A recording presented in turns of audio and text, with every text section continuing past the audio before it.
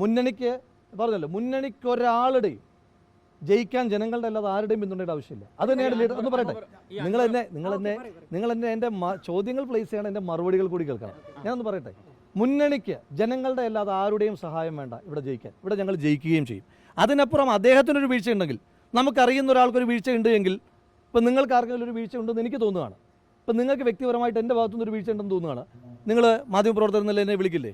ഉടനെ പിന്നെ അങ്ങയുടെ മാധ്യമ സ്ഥാപനത്തിൽ വിളിച്ചു ചോദിച്ചിട്ടാണോ പറയുന്നത്? അത് നമുക്ക് വ്യക്തിപരമായി തോന്നുന്നൊരു ഫീലിംഗ് ആണ്. അത് പറയട്ടെ, ഞാൻ പൂർത്തീകരിച്ചിട്ട്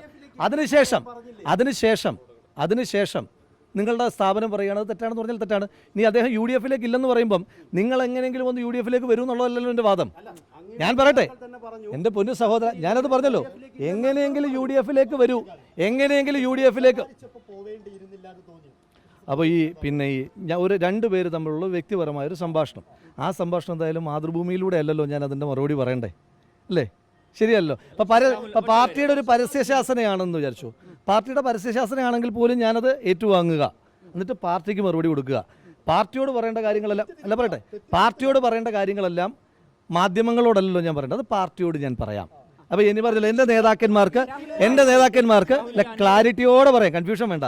എൻ്റെ നേതാക്കന്മാർക്ക് എൻ്റെ ഒരു പ്രവൃത്തി, എൻ്റെ പാർട്ടിക്ക് എൻ്റെ ഒരു പ്രവൃത്തി തെറ്റാണെന്ന് തെറ്റാണെന്ന് തോന്നിയാൽ അത് തിരുത്താൻ ഈഗോലെസ്സായിട്ട് ഞാൻ ഇപ്പം വന്നിട്ട് ഞാനതിനെ ഇപ്പോൾ പാർട്ടി തെറ്റാണെന്ന് പറഞ്ഞാൽ പാർട്ടി അങ്ങനെയല്ല ഉദ്ദേശിച്ചതെന്നല്ലല്ലോ ഞാൻ പറയുന്നത്. എനിക്കതിനകത്ത് പാർട്ടിക്കെതിരായിട്ട് ഒരു ഈഗോയുമില്ല. കാരണം ഈ പാർട്ടിയുടെ സാധാരണ പ്രവർത്തകനാണ്.